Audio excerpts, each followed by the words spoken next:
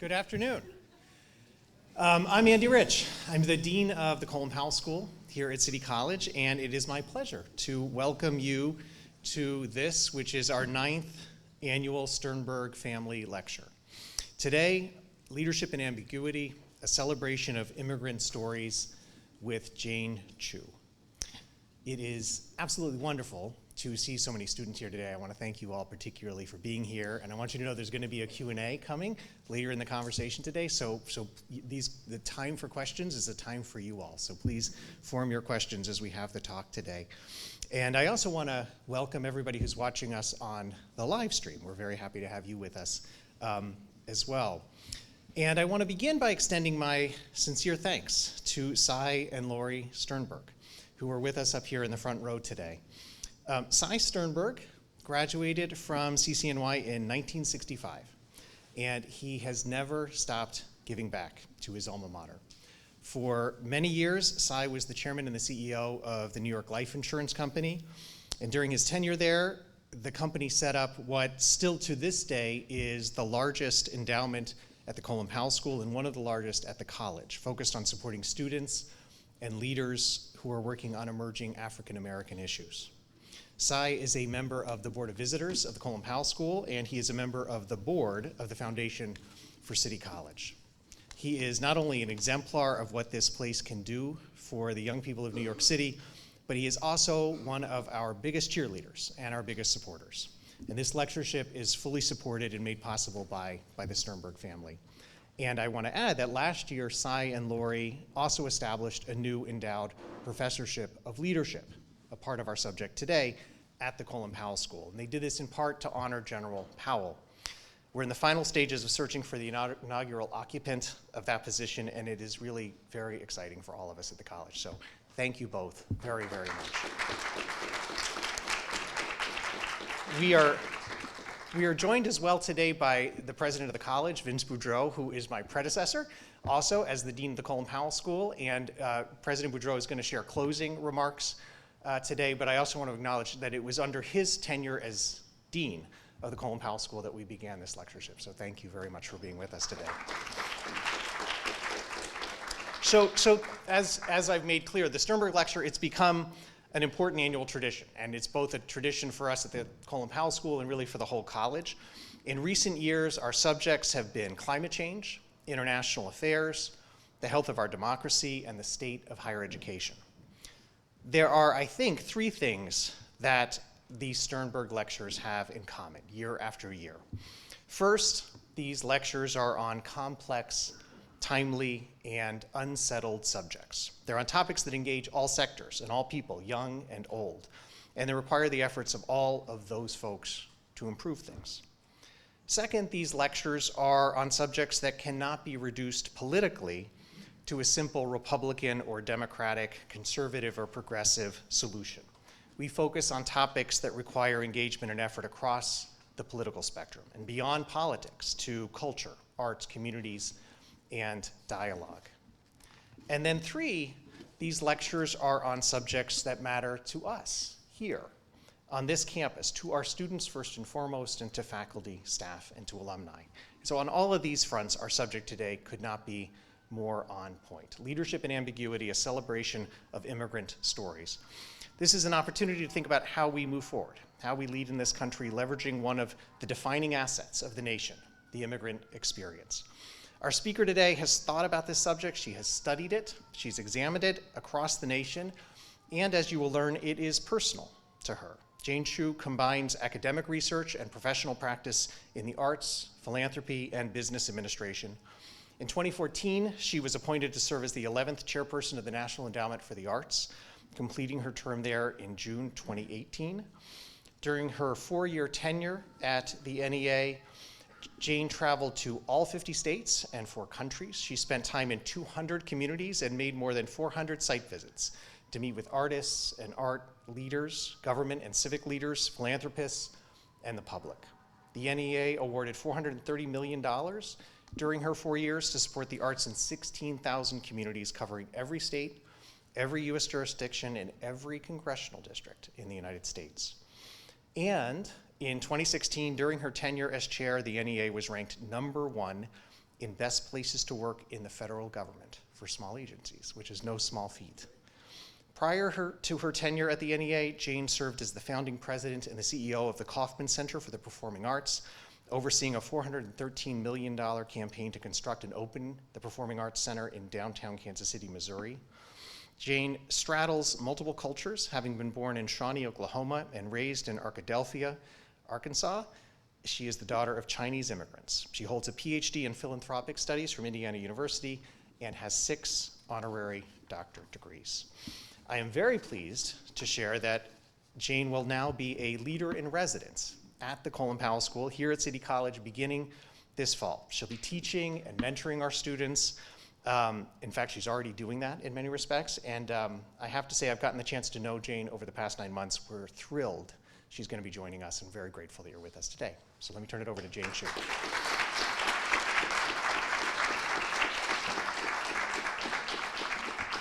Thank you so much. Thanks for giving me the opportunity to speak with you today, and I'm also honored to join you as we first acknowledge the land on which we're meeting, to respect the Native American peoples who came before us, and here specifically, that includes the Munsee Lenape, the Wappinger, and the Wesquaskek peoples. So I am really impressed with the way that CCNY and the Colin Powell School are committed to providing such high-quality education that's relevant to society. And the Sternberg Family Lecture is one example that's connecting the university to the community, to the nation, and internationally.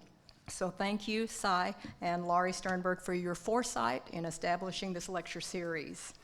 So since my term at the National Endowment for the Arts, I have moved from the administrative side more to the practicing artist side to work on my own projects, and one of them is about telling the stories of people who have immigrated to the United States, and these are stories that are told through their own keepsake memorabilia. So with each person, I tell the story, and then they also select an object or two that represents meaningful experiences about their lives or about their heritage, and then I draw the objects as illustrations to accompany the story. So sometimes I will draw an object by itself, a standalone object, and then other times I'll draw an object in color as if it's sitting on top of another drawing.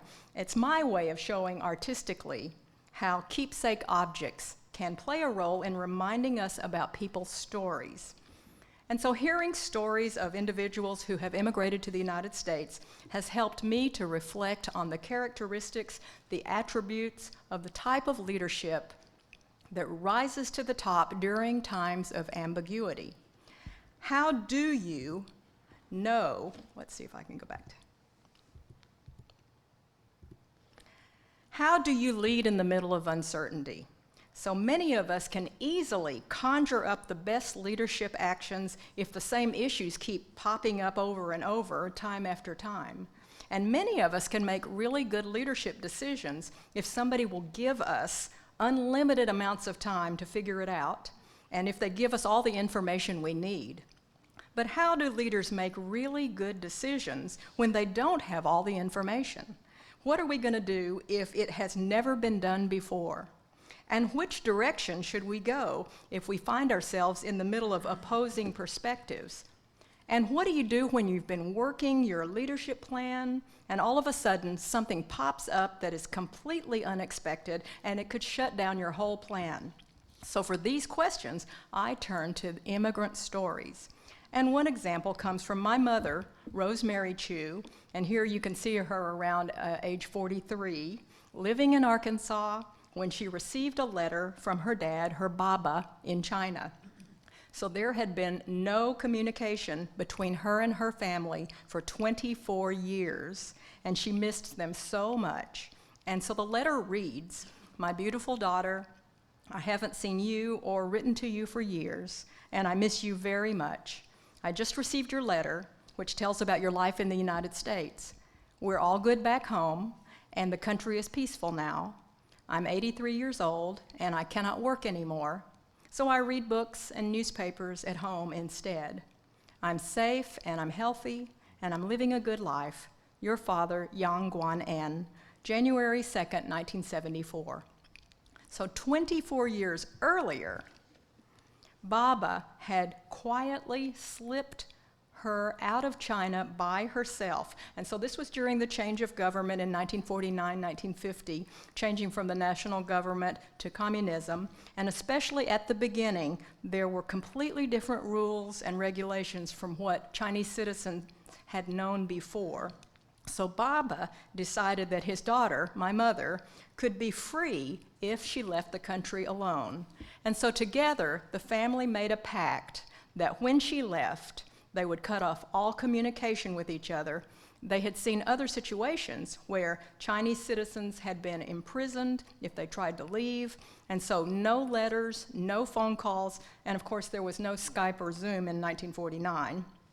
So Mother was born in China in 1929, and she was given the name Xu Fang, and her father, Baba, was a church pastor in Qingdao, and they lived in the pastor's house next to the church.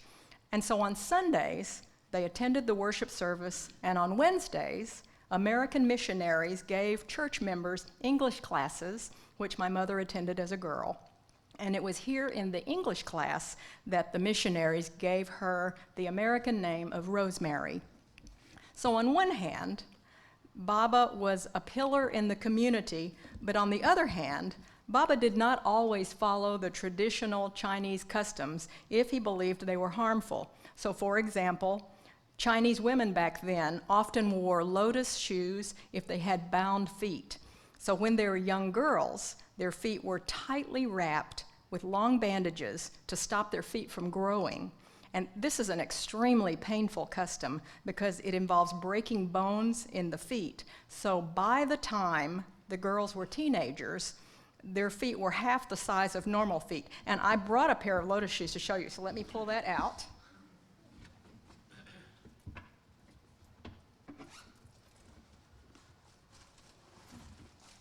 So these are real lotus shoes. I don't think they belong to my family, but you can see how big they are. Can you imagine people actually wore these? So these are lotus shoes. So sometimes people believed that tiny feet were beautiful, and other times people believed that women were inferior to men, so binding their feet would keep them from running away. So unlike the traditional Chinese custom, Baba wanted his daughter to be strong and independent, so he did not allow her feet to be bound. Xu Fang's parents began hearing about the changes that were taking place in the Chinese government. Sometimes citizens were put in prison if they did not agree with the new government attitudes. Many of the churches were closed, and the missionaries were sent out of the country. And there was a pastor in another nearby church in the same community who had already been imprisoned, but nobody knew why. So when the government soldiers showed up in Baba's office to question him, Xu Fang and her mother hid under the bed in their parish home. And the soldiers interrogated Baba about the type of church activities that were taking place, and Baba had enough presence to stay calm and friendly instead of showing the soldiers how frightened he was inside. So after the interrogation, the soldiers actually told Baba that the church could stay open for Sunday worship services, but they would have to cancel the weekly English class.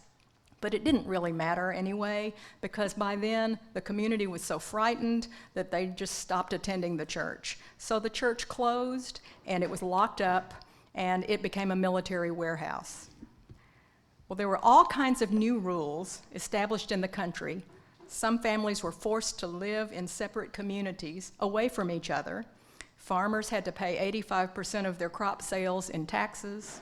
Citizens were not allowed to travel without permission papers from the government.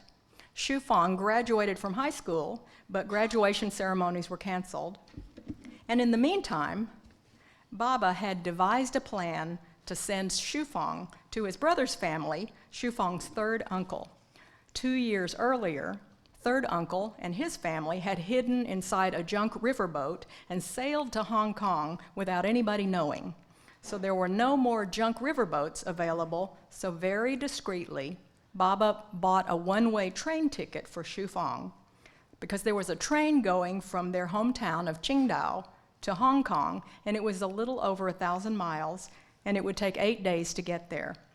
So not only did they make a pact that they would not communicate with each other as a family, but Baba also did not tell third uncle that she was coming to Hong Kong. They all knew that if the government found out and Shu Fong did not have any travel permission papers, that would trace back to their family originally, and Baba would be put in jail. So Shu Fong tried to look as inconspicuous as possible in order to blend in with the other passengers on the train. So she didn't carry any luggage. She put on 8 pairs of underwear, one over the other, and she pinned a pouch of money on her underwear. And so she and her parents casually strolled to the train station as if they were just having a lovely walk through the community, and she boarded the train, and they didn't realize it at the time, but that would be the last time she'd ever see them. There were hundreds of passengers on the train, and they were crammed next to each other. And over the 8-day train ride, the process was that at every stop along the way, guards would get on the train and they would inspect the travel permission of everybody on board. So Shu Fong watched other people being taken off the train. The woman seated next to her whispered that they were being arrested and jailed because they did not have travel permission. So Shu Fong sat in petrified silence, but her mind was racing in fear, trying to figure out what she was going to say when they would ask her for her papers. Should I tell them that I don't have any? Should I tell them I lost them? She counted the number of towns where the train stopped to check for permission papers. 2, 3, 4, on, 25, 48, 100, 135.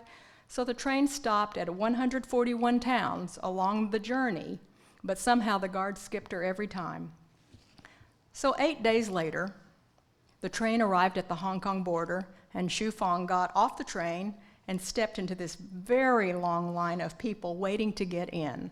The line was so tightly packed that it lifted her off the ground every time they shoved forward.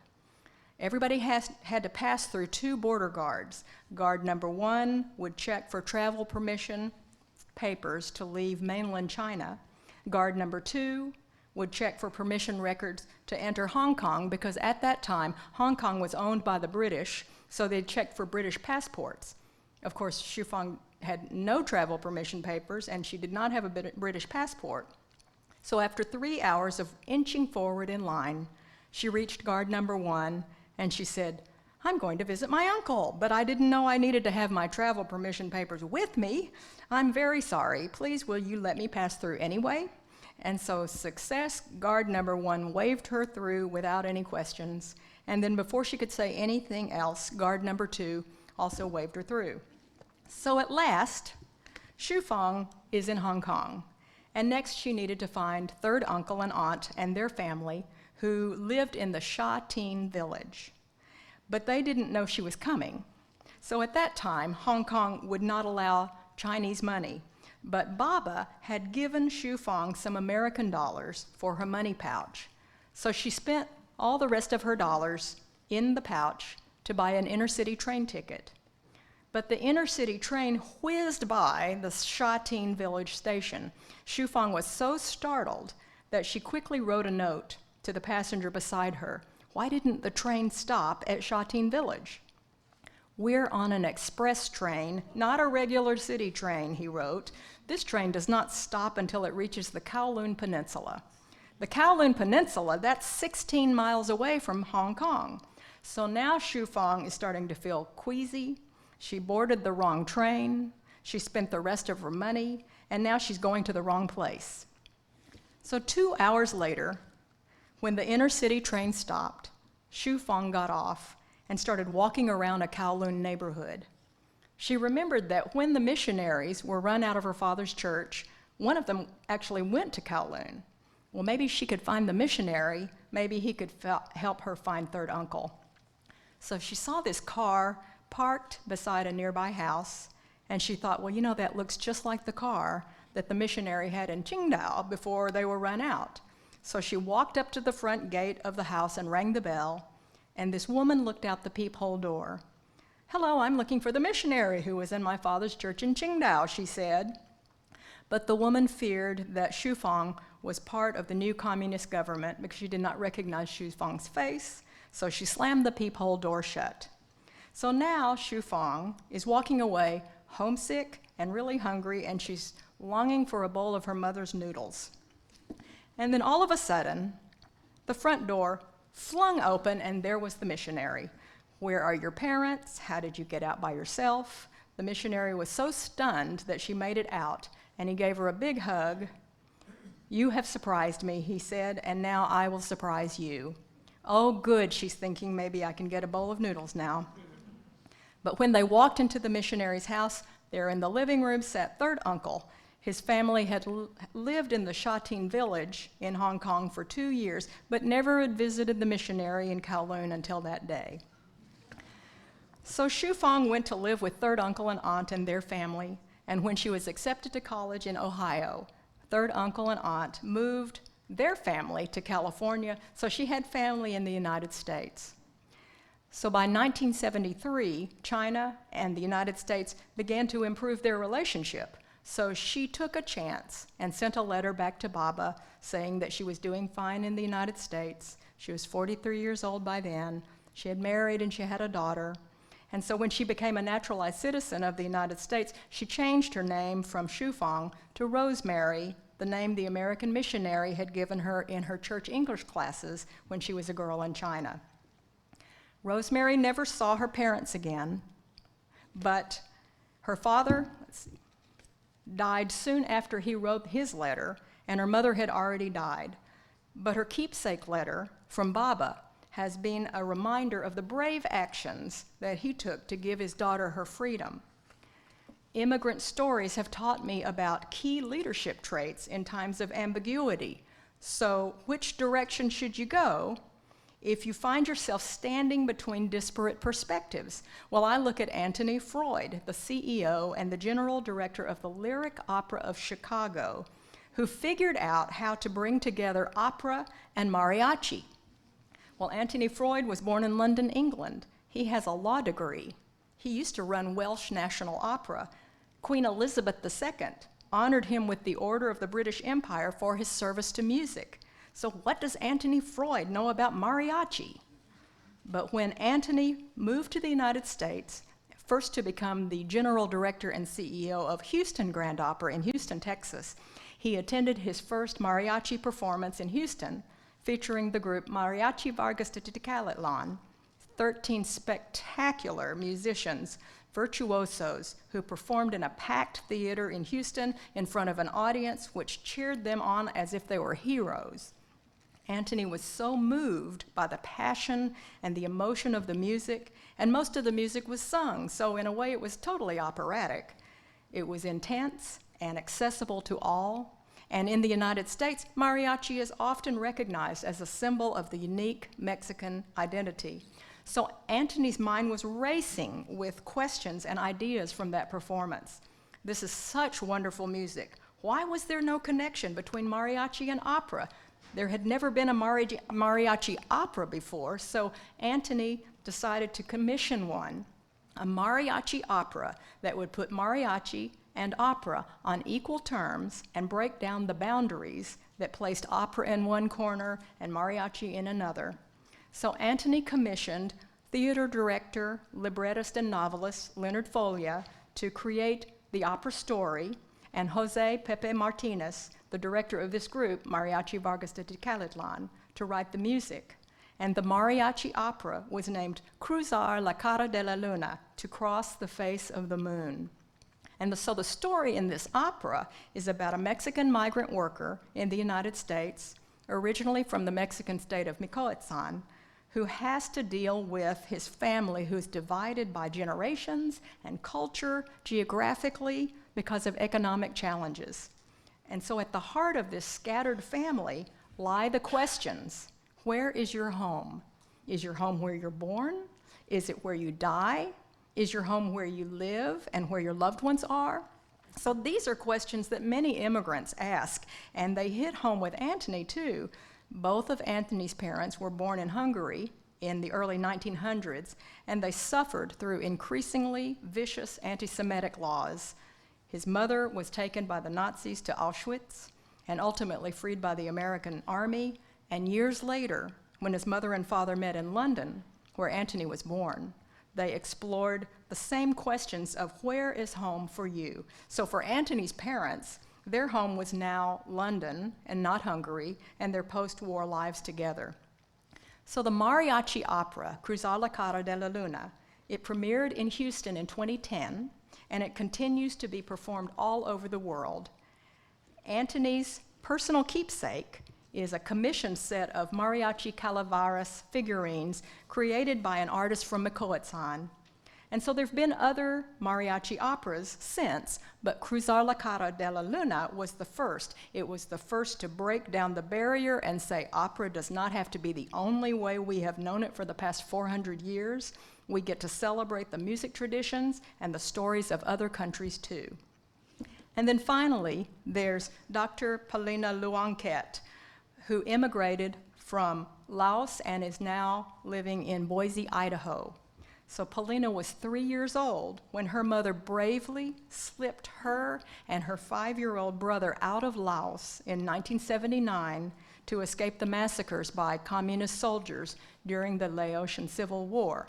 Paulina's mother quietly and discreetly hired 3 underground escape guides to sneak them out of Laos. So the escape guides were also risking their own lives to help them flee, so Mom paid the guides in advance. So in addition to the money, Paulina's grandmother also sewed pieces of gold jewelry in their clothes in secret hiding places, and the jewelry was really valuable. In a way, the jewelry was probably more valuable at that time because paper money from the old government would soon be replaced by the new communist Lao government. But precious metals, like the gold jewelry, could be sold. So the plan was to silently walk through the jungle and then cross the Mekong River into Thailand. So for 2.5 weeks, they walked day and night with rest stops here and there. And when they saw communist soldiers, they hid behind the bushes silently. When they would come across farmland, they pretended to work in the fields for a few hours until the soldiers would leave, and then they could keep moving along their path once again. They slept in massacre sites, because they knew that the communist soldiers would not want to go in there. They slept in trees to avoid being seen. And when they reached the Mekong River, they climbed into this hollowed-out log, and in the middle of the night, they hand-rowed across the crocodile-infested river. So about halfway across the river, the escape guides stopped the boat, and they demanded more money because they considered Paulina to be a burden, partially because she was 3 years old, partially because she had asthma and she coughed a lot, so that created noise, and partially because when they slept in trees, they had to carry her up to the tree. So they really felt like this was extra added burden to helping them escape from Laos. Well, Paulina's mother had already paid the guides in advance, but she grabbed her 5-year-old son pant leg and she bit into the threads on the hem and she pulled out a solid gold ring and handed the ring to the guides. And this was sufficient payment to keep on the trip to the other side of the Mekong River. Well, Paulina says, I cannot imagine what would have happened to us if Mom had told the guides no more money. If she hadn't given them the gold ring at that moment, they would have surely tipped the boat over and we would have drowned. So they made it out of Laos, and ultimately they settled in the United States, where they are naturalized citizens of Idaho. Paulina's family wore the same clothes throughout their entire 2.5-week escape from Laos, but her mother packed one special item for her, a Lao Sin Noi, a little sarong, as a keepsake. Paulina told me, when Mom decided that we should flee, she knew that our heritage might become a thing of the past, and she wanted to preserve our cultural identity so that I would know where I came from. So these individuals have lived through times of ambiguity. They had the ability to create what was needed for that moment and the tenacity to carry it through. So how do you make good decisions when you don't have all the information? Sometimes we might not get everything right. Sometimes, like Rosemary Chu, we may find out that we've gotten on the wrong train. But she did not give up, and that's the key. Instead, she thought of another option, which was to find the missionary in Kowloon. Well, which direction should you go if you find yourself in the middle of opposing perspectives? Anthony Freud figured out how to create a new art form that celebrates both opera and mariachi at the same time, instead of tuning and turning to one at the exclusion of the other. And what do you do when you're working your leadership plan and all of a sudden something pops up that's completely unexpected that could shut down your whole plan? Paulina Luonquet's mother demonstrated how to think on her feet when she handed the escape guides the gold ring.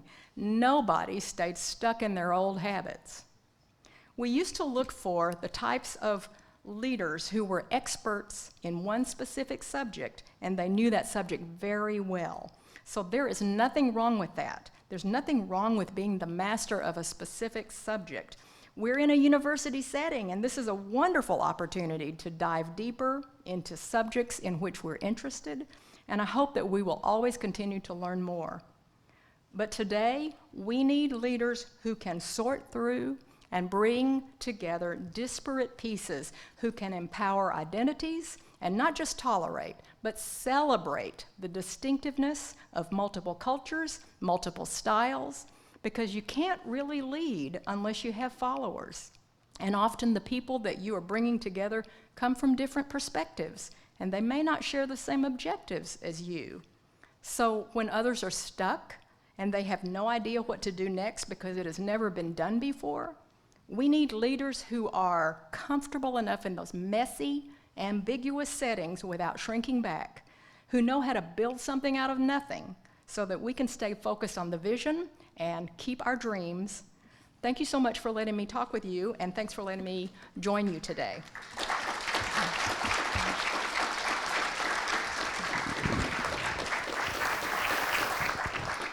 I think we can take some questions if you'd like to ask, and I'm told that please speak into a mic because we're recording this, so it'll be a lot better. I have a question. Sure. I noticed that, like, in your, throughout the presentation, like, one of the themes that I noticed was prioritizing, like an interdisciplinary approach, and also, like, the, creative arts.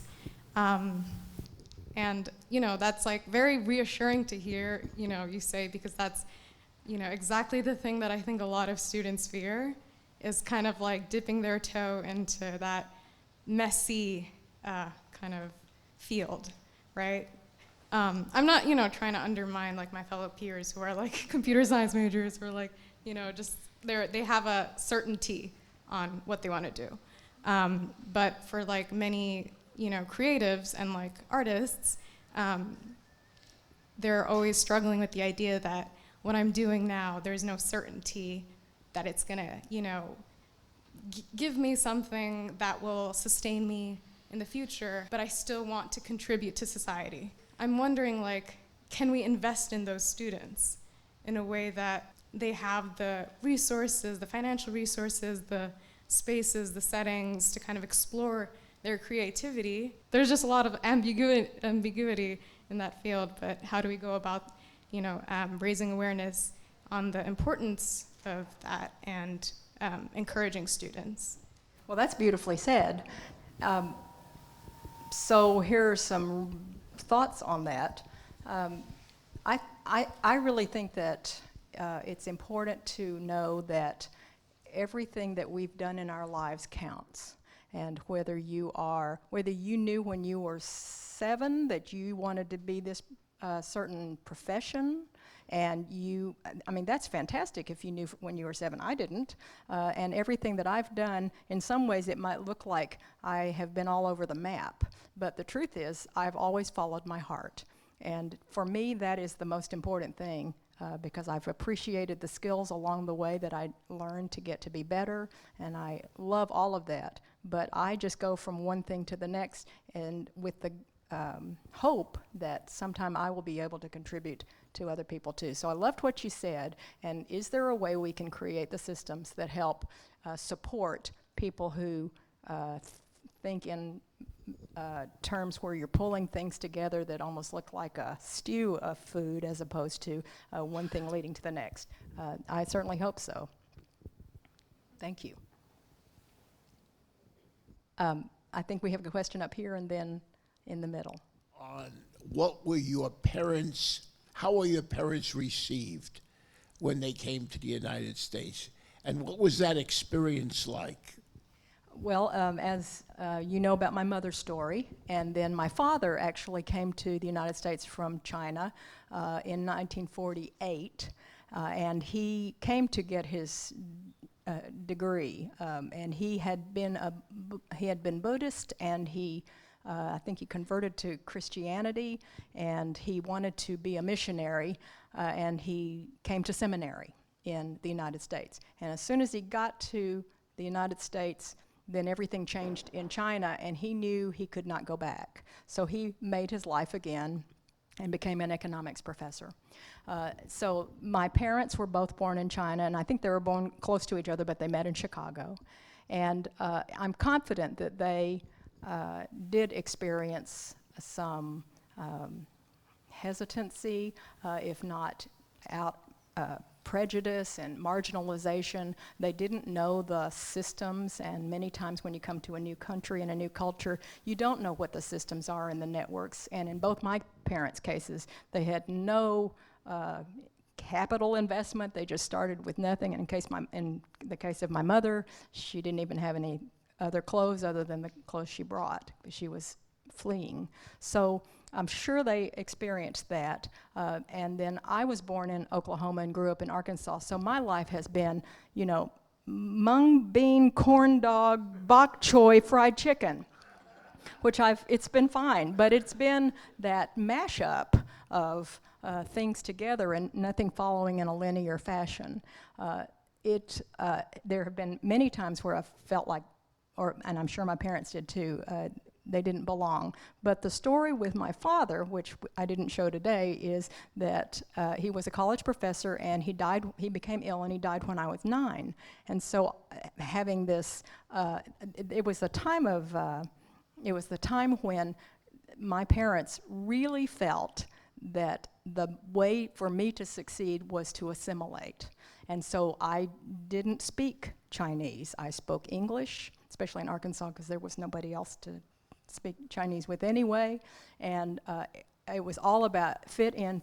Now, I think we all have a few regrets there, but that was the way it was then.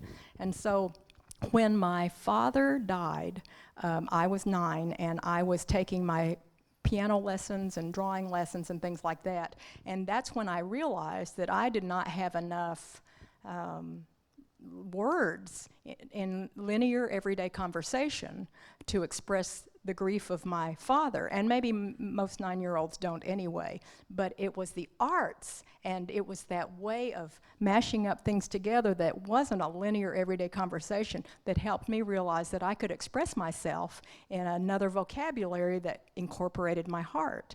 And so this is why I have been an arts lover, because there's another vocabulary out there, and in today's society, we get to celebrate that. It doesn't have to be one linear word that leads to the next.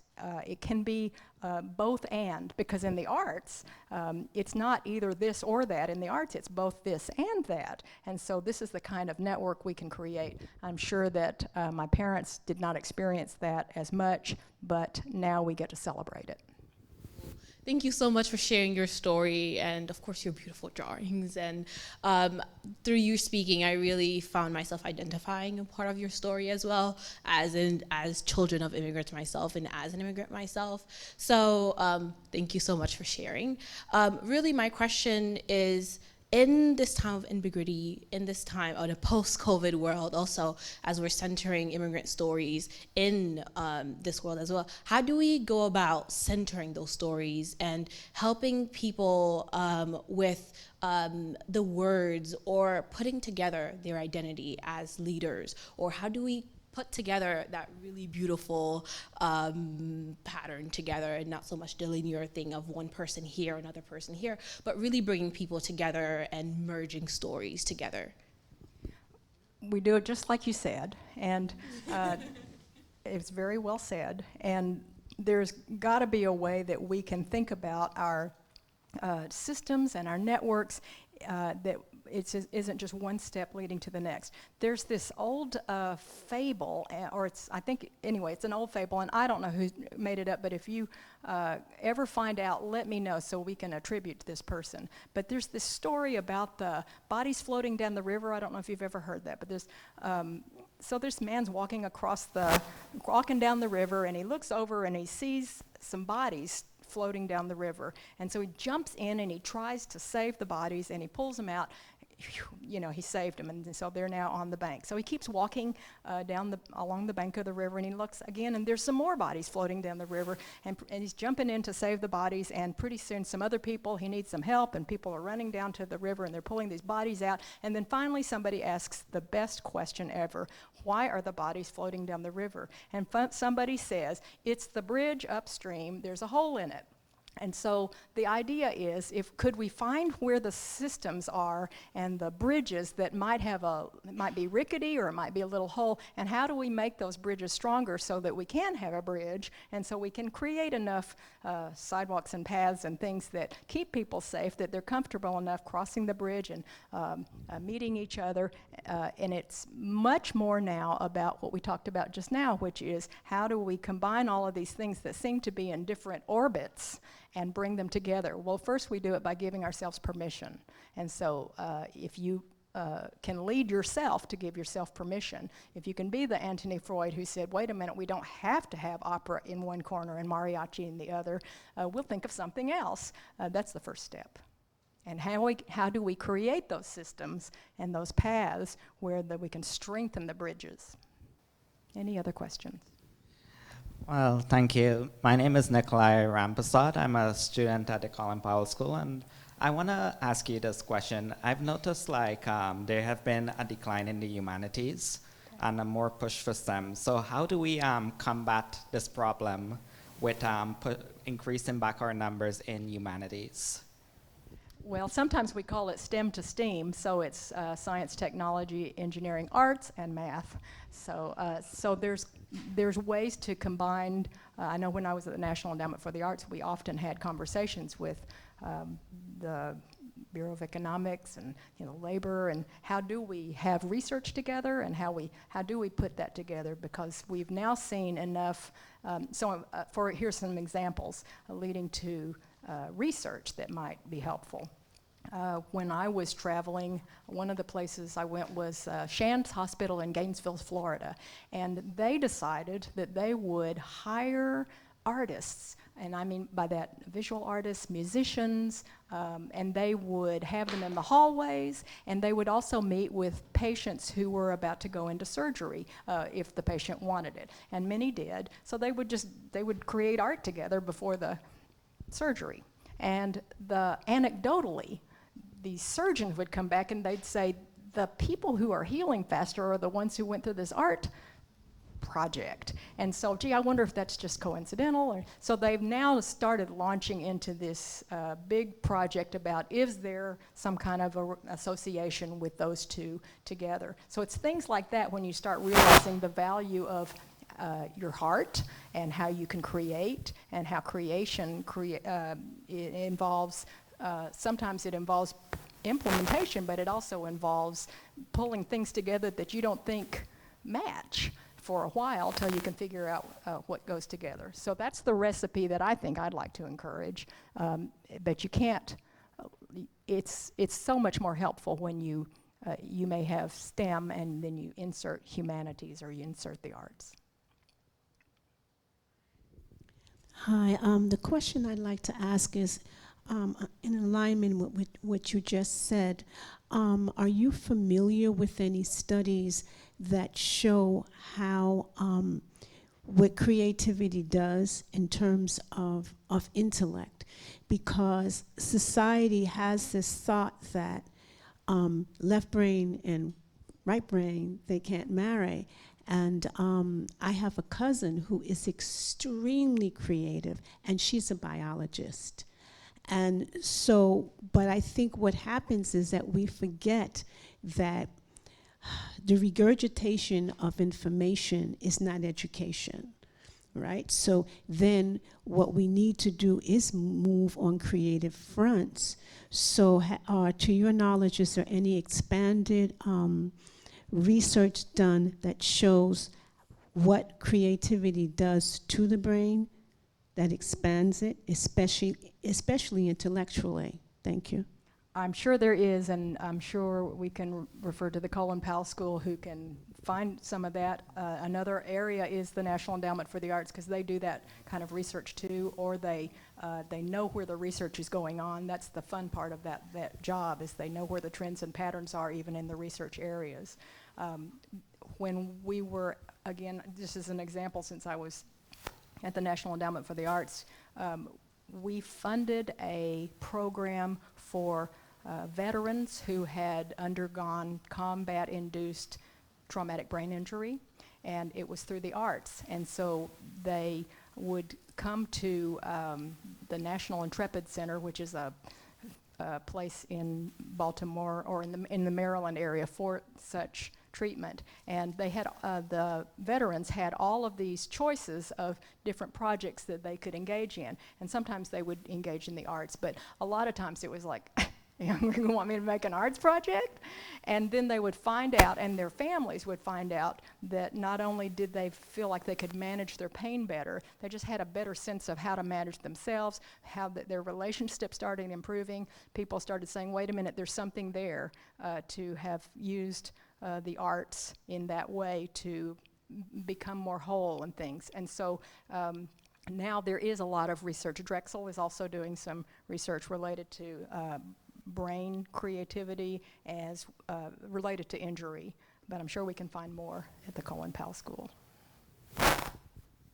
Everybody's thinking the same way. This is great. But yes?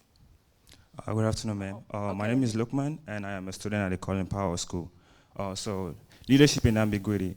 One of the ways that I learn leadership is by observing people in leadership position. I do that directly or indirectly. The ways that I do it indirectly is by reading books. For example, Colin Powell's It Worked For Me. So my question for you is, in terms of leadership, what do you read? I read anything I'm interested in, and it really helps me understand either how to develop my skills, or it helps me get more context, because I make better decisions when I have context. But one of the things I learned about myself is that I learn best when I go through an experience. So experiential opportunities, it takes longer, but it stays with me longer. So I think reading is very important, and I try to do it as much as I can. But there's nothing for me that makes me learn more than to be in the experience, figuring it out as I go. And I think we had a gentleman, yes. I'm a student at Colin Powell School, and my age is overwhelmed the regular students. And I have experienced with your life and your stories. And I would like to ask you, what do you think, and how did you wrestle with your transparency, your creativity in your art when you faced the censorship? That's one question. And then how did you weather in your younger life as an immigrant, or the second generation of your parents' immigrant? How did you weather the oppression from the domestic policy as Asian? Thank you. So censorship is the first question, right? Yes. And I'm not a fan of it. There have been times where I have self-censored, and I don't mind that. When I choose to give information or express information, and when I choose to pull it back, it's my choice. So I'm fine with that kind of censorship. I'm usually not a fan of censorship in general. So that was the first part of the question. Mostly, yes. That was especially present with my parents. And by the time I became an adult, I gave myself permission inside to be able to not give my power to people who don't know how to manage it. And in those particular cases where there's some kind of a marginalization, which is really not acceptable for anybody, there should be no marginalization of people. For me, it starts with me. Do I give myself permission to not give my power to somebody who doesn't know how to handle it? And in terms of specific policies, here is an interesting story. So when I got to the National Endowment for the Arts, the Chinese government found out about my heritage and invited me to see the arts in China for 10 days, and they showed me various wonderful treasures and different performances, and they even gave me an opportunity to go to my mother's hometown where she was born, and I got to see that. And by that time my mother had become ill here in the United States, and she was ill with dementia, and I knew I could never go travel with her. So ironically, the government she left is the one that gave her daughter the opportunity to see China. And so are there all kinds of policies, and are there marginalization from even in our country? Of course there are, but there are also slivers of these moments where we have international diplomatic relationships, or where we have a room full of people who really want to do a good job and not participate in marginalization. So we need to find ways to our actions to show that not everybody is about repression and marginalization. So that's on an everyday basis, to give yourself permission to not give your power away to people who don't know how to manage it. Hi, hello. My name is Naija, and I'm a current senior under the Colin Powell School. Thank you so much for your insightful presentation. So I have two questions. I'm interested in law, and so one question I had is, how do you think immigration policies could be changed to create more ease for immigrants who want to come to the United States and be able to assimilate? Another question is, as like students under the Colin Powell School have different career interests and goals, how do you think students could be able to celebrate immigrant stories and be able to uplift unique identities, if not in their professional lives, in their personal lives? Thank you. So the first question about immigration policies is a very complex one, and I don't know all the ins and outs of it, but my stories, the reason I want to keep telling these stories is because I don't want us to forget about that we have something in common, which is our humanity. And so sometimes it's easy to create policies where we don't know somebody and they're over there in that corner and we don't have anything to do with them. But when we remember that they're people and they have their own stories, and we all have keepsake objects, whether we've immigrated or not, and those objects can sometimes open the door to the richness of our stories, and you find out that we have more in common than we thought. That would be what I'd want to be first and foremost at the center of when immigration policies are created. And then your other question is about, please say it again. Students have like different interests. Yes. So I was wondering, how do you would advise students, how can we use our like platform and voice to be able to celebrate immigrant stories and uplift unique identities, if not in our professional lives, within our personal lives? It seems like stories are a big deal. It seems like if we find ways to tell stories, whether it's through a PowerPoint or it's through telling stories with each other, or making sure that we ask each other about our stories through some types of approach, that is a way of finding out more about each other. And so as we find out more about each other, hopefully that will lead to, well, why don't we create more systems and networks that, are more connective and do give people permission, and where are those resources that can keep empowering us to do more? So that's in a big general comment about it, but that seems like a good first step. Yes. Hi, good afternoon, and thank you for spending your time here with us today. So throughout these stories, you have shown like creativity through your art, as well as the experiences in which enforce more of a creative, critical thinking of someone. And I just want to know what your opinion is of the relationship between experience and leadership, as well as how creativity can be that bridge between them?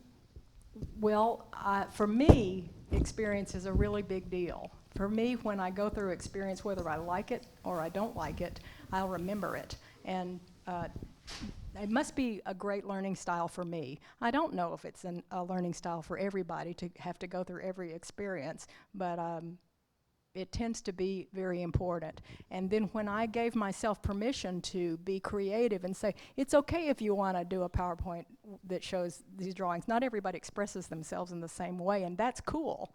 But this is the way I found my way. So there's something in there that if you can give yourself permission to say, wait a minute, I might be strong in this area, but nobody recognizes it. Maybe I'll just pull it all together in a way that I'm able to express myself. So find for yourself best ways that you can express yourself and find ways that you can communicate with each other, and it doesn't just have to be a linear conversation. It can be, but there's so much out there that's so rich and so robust, and this is the opportunity to get it out there. So find for yourself what works for you and celebrate it. Thank you so much. I now share an experience with some of you that I didn't think I would share. About 2 weeks ago, I spent the week as a student in an online class from the Kennedy School on leadership in crisis. That was the theme. I bet you can't imagine why it would occur to me to enroll in a class on leadership in crisis, but I did. And what emerged, there were a lot of different sub-themes. We met for 7 days. But the one theme that kind of emerged over the course of that course was when you're facing a crisis, one of the first things you have to ask yourself, is it a novel crisis or is it a routine crisis? Like, we do fire drills. We know, even though a fire may be a surprising thing to happen in a building, we have a drill for a fire drill. And the argument in the course was, if you figure out which of these two kinds of situations you face, a lot of consequences will follow. And if you're in, what Dr. Chu calls an ambiguous situation, what in our course they called a novel crisis, where you don't know how things are going to play out, the argument was you have to set hierarchical leadership aside, right? And you have to devolve decision-making down to your collaborators. You have to bring in a diversity of opinions because you really don't know how to respond to things like, for instance, here's the word, the novel coronavirus. Right? And so the whole course got us thinking about what it meant to make decisions if instead of a wrong turn or not getting off the train at the right spot, it's not a failure, it's a try. And how do you recover from a try? And how do you bring people in to help you kind of shape the knowledge you learn from that experience so that you're better in the future?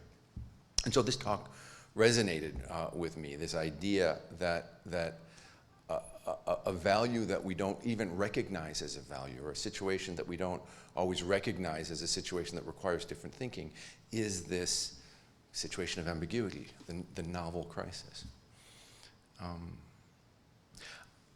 I came to the City College Political Science Department in 1991, and I was hired to teach comparative politics, but we didn't have an Asian politics specialist. So I came in as the Asian politics specialist. And what that meant was that in 1992 or 1993, when I was teaching my first courses in Asian politics, my class was filled with guess who? Students who had in 1989 been in Tiananmen Square in China. And they were desperate to learn about democracy. That was all they wanted to talk about in the class. And then in 1993 and 1994, my classes in comparative democracy and comparative politics were filled with guess who?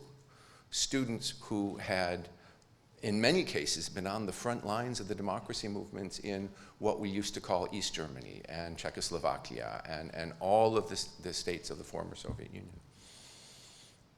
And over the years, what I've noticed is whenever there's a crisis anywhere in the world, 3 years later, students from that area of the world carrying those stories of movement from calamity somehow to the United States, and from the United States somehow into a City College classroom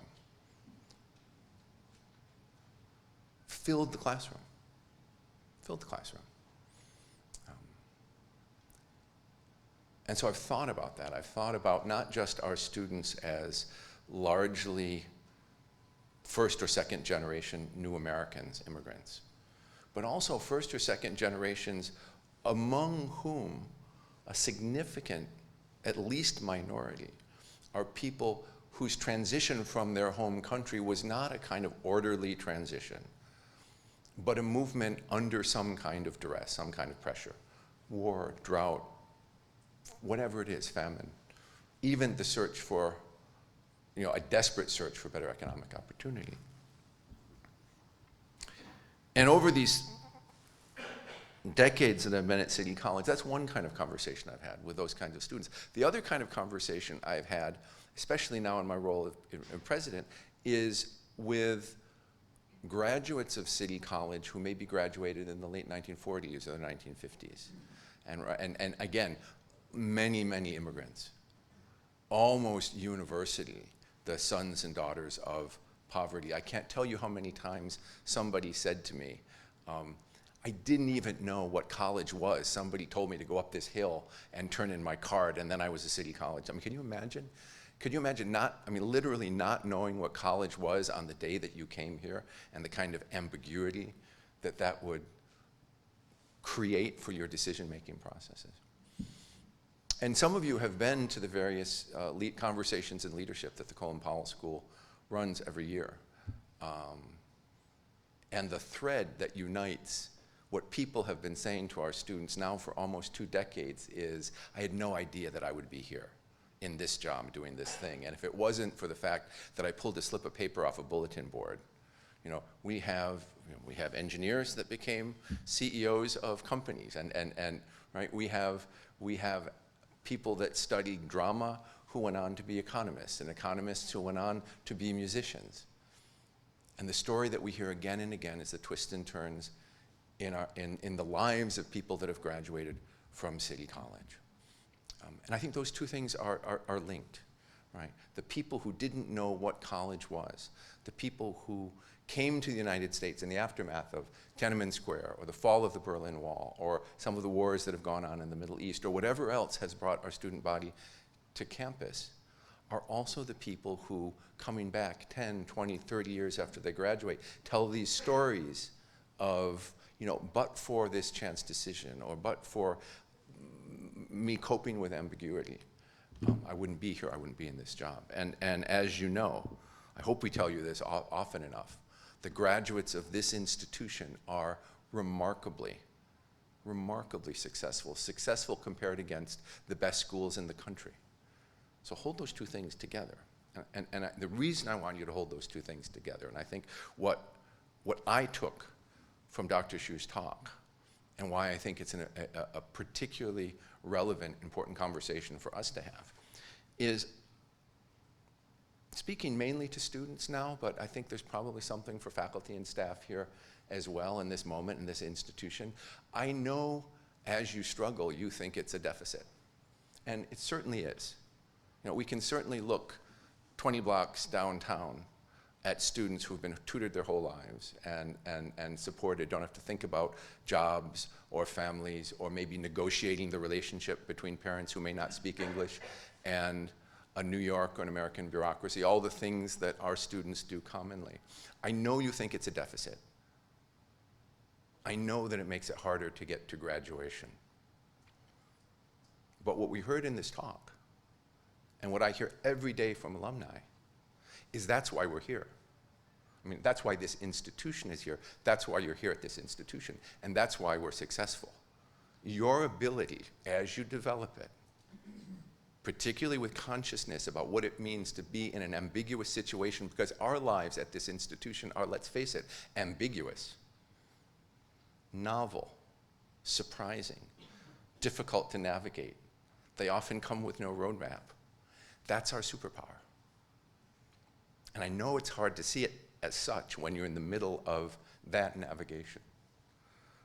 But I think this talk today was one of the most important things you will hear in your time at City College, Because when you start to recognize your ability to navigate these kinds of ambiguities, when you think about how you make decisions as a leader in ways that are collaborative, because they should be in a situation of ambiguity, when you think about the people around you as resources, then you're really part of the City College tradition. So I want to join Andy Rich in, first of all, thanking the Sternbergs. 9 years of excellent lectures. This one was a real jewel, and we're so grateful to your support in this lecture and in all the other ways you support the college. And to Dr. Chu, thank you for what I thought was just a luminous, magnificent talk. Please join me in thanking all three of these lecturers.